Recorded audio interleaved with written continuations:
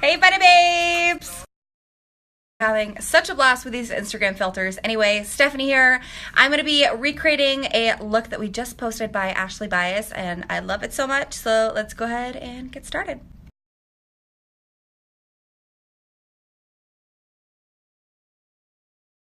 First things first, concealer. I'm going to apply a little bit of my Boeing Airbrush concealer just on a couple of my blemishes underneath my eyes, just to even out. Already wearing foundation and primer, obviously. Here we go.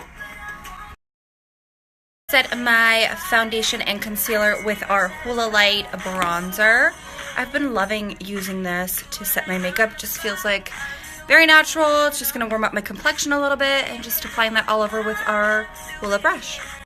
I'm going for a very Ashley Bias inspired brow look and using her favorite, Precisely My Brow Pencil.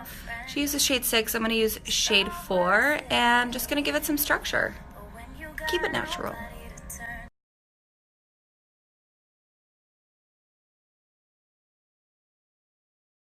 Going back to our trusted Hoola bronzer, I'm going to go ahead and contour my cheekbones and apply that directly onto my forehead as well.